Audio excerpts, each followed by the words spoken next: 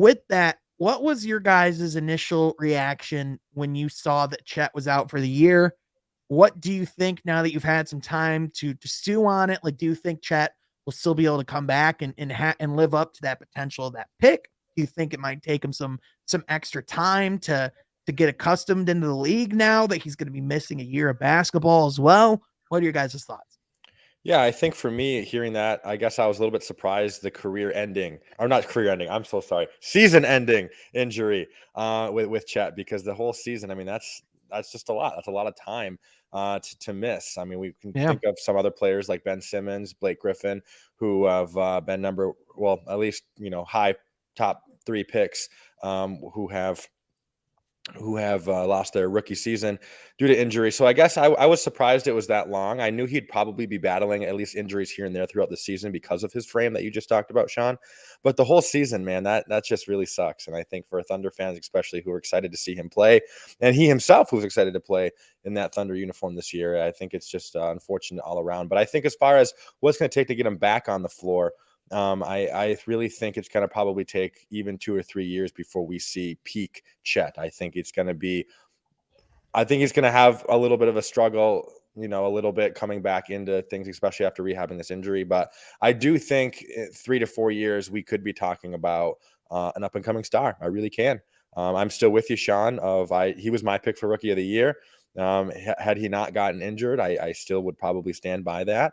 But I think it's going to take a little bit of time with this rehab, and then after rehab, adjusting to the NBA style game, because of course he wouldn't have a traditional rookie season like the rest of the guys. So, Yeah, absolutely. Jeff, what about you, man? What were your thoughts? So, and I want to address this too, because I saw people coming out of the woodworks and saying, this is why you don't play your draft picks should not play in pro-ams during the summer. Guys, you're never going to stop these guys from playing basketball. Let's get that out of the way first. I just want to clear that up. It's not, oh, this is Chet's fault for playing. Like, guys play and don't get injured. It was a freak injury.